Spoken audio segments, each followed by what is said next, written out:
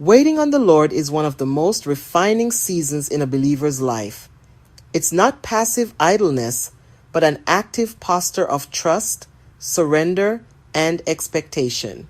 The Hebrew word for wait, kavah, Strong's H 6960, means to look eagerly, to expect, to bind together by twisting as with a cord. It paints a picture of your heart intertwined with God's will, holding fast to His promise even when nothing seems to move.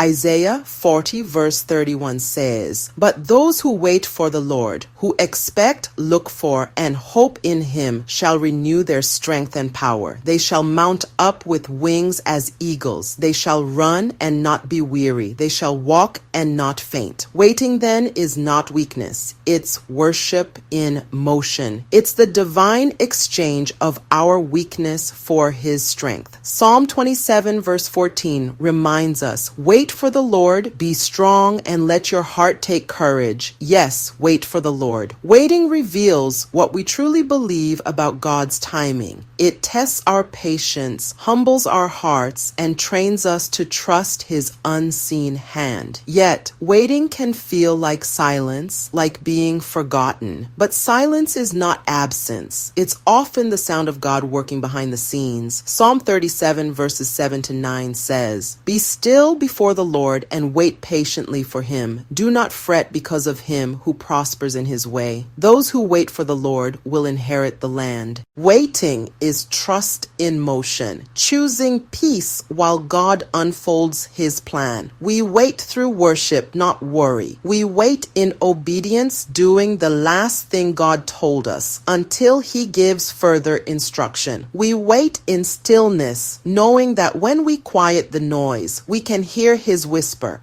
But what if you stepped away from what God told you to do out of fear, impatience, or self-sufficiency? What if hidden idols like control or comfort caused you to abandon your assignment? The answer is simple but powerful. Return. Repentance in the Greek is the word metanoia, Strong's G 3341, which means a change of mind and direction.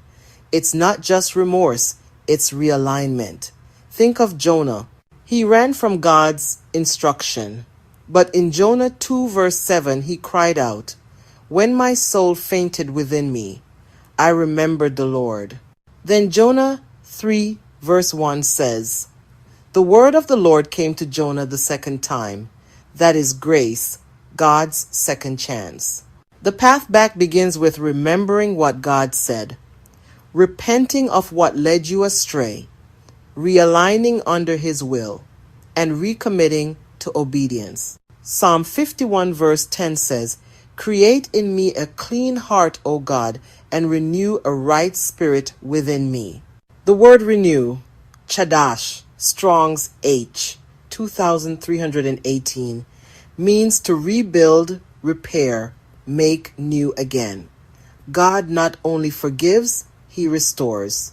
Peter's story shows this truth vividly. He denied Christ 3 times. Yet in John 21 verse 17, Jesus restored him, saying, "Do you love me? Feed my sheep." Failure did not cancel Peter's calling. It deepened his compassion. The same applies to you. Returning often means facing the very fear or pride that made you stop. But this time, you face it with wisdom and humility. God uses our detours to strip away what would have sabotaged our destiny later. If impatience caused you to leave, the waiting now becomes your training. If fear made you pause, this return becomes your courage forged in fire.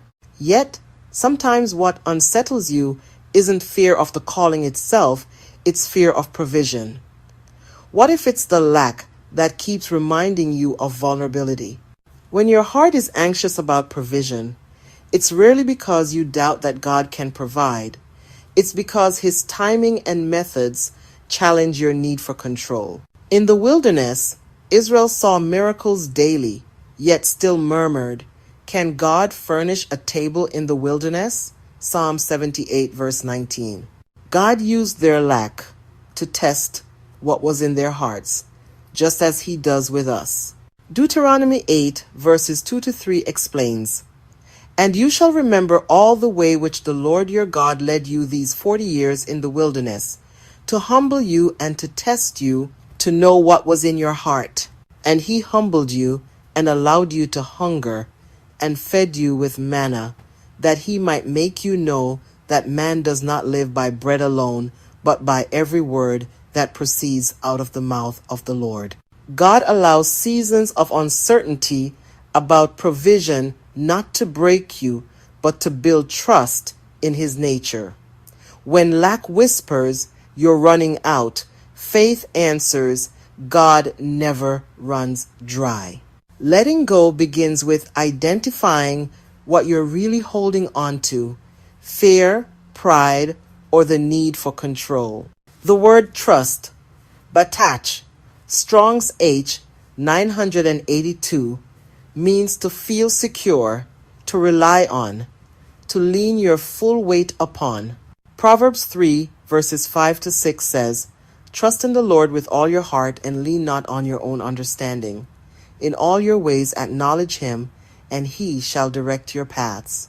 To let go is to shift the weight of your security off yourself and onto God. Every time the thought of lack surfaces, replace it with remembrance. Recall how he's come through before. The ravens that fed Elijah, 1 Kings 17 verse 6. The widow's oil that didn't run out, 2 Kings 4 verse 6. The 5 loaves that fed thousands, Matthew 14 verses 17 to 20. God never fails his people. The truth is, provision remains a stumbling block for many because it's the place where faith and fear wrestle. It's not that you lack faith, it's that God is inviting you deeper. Like Paul said in Philippians 4 verses 11 to 13, "I have learned in whatever state I am to be content. I can do all things through Christ who strengthens me." Contentment is learned in the space between need and fulfillment.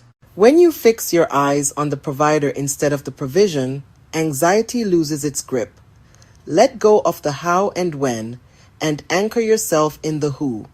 Speak his promises aloud when lack tries to whisper doubt. "The Lord is my shepherd, I shall not want." Psalm 23 verse 1. "My God shall supply all my needs according to his riches in glory by Christ Jesus." Philippians 4 verse 19. To return to God's will and rest in his provision is not weakness, it's worship. It's the soul saying, "Lord, I choose you over my fear." When you surrender the outcome, you make space for miracles.